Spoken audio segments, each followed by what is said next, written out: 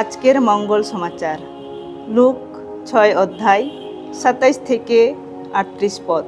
তোমরা যারা এখন আমার কথা শুনছ, তোমাদের আমি বলছি, তোমরা তোমাদের শত্রুকে ভালোবাসো, যারা তোমাদের ঘৃণা করে তাদের উপকার করো, যারা তোমাদের অভিশাপ দেয় তোমরা তাদের শুভ কামনা করো, যারা তোমাদের সঙ্গে দুর্ব্যবহার করে তাদের মঙ্গল প্রার্থনা করো।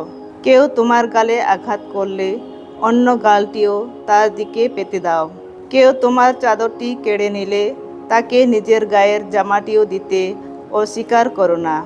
যারা তোমার কাছ থেকে চায় তাদের সবাইকে তুমি দাও, আর যে তোমার নিজের জিনিস কেড়ে নেয় তার কাছ থেকে তা ফেরত চেও না। অন্যের কাছ থেকে তোমরা যেমন ব্যবহার আশা করো তার প্রতিও তোমরা তেমনি ব্যবহারই করো। যারা তোমাদের ভালোবাসে শুধু তাদেরই যদি ভালোবাসো, তাতে তোমরা প্রশংসা পাবার মতো এমন কী বা করছো?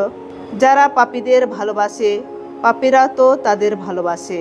তেমনি যারা তোমাদের ভালো করে শুধু তাদেরই যদি ভালো করো, তাতেই বা তোমরা প্রশংসা পাবার মতো এমন কি করছো? পাপীরা তো ঠিক তাই করে থাকে। তেমনি যাদের কাছ থেকে টাকা ফেরত পাবার আশা আছে, শুধু তাদেরই যদি ধার দাও, তাতেই বা তোমরা প্রশংসা পাবার মতো কী বা করছো?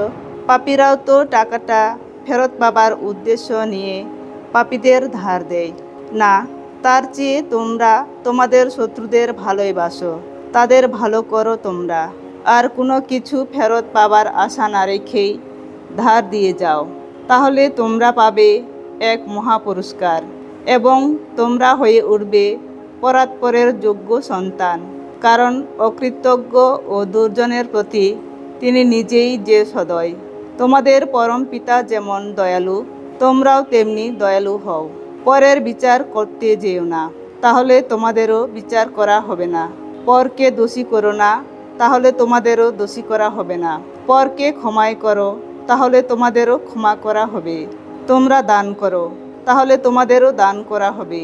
পুরো মাপে ঠাসা ঝেঁকে নেওয়া উপচে পড়া মাপেই তোমাদের কোলে ঢেলে দেওয়া হবে। তোমরা নিজেরা যে মাপে মেপে দিচ্ছ, তোমাদেরও ঠিক সেই মাপেই প্রতিদান দেওয়া হবে। প্রভুর মঙ্গল সমাচার।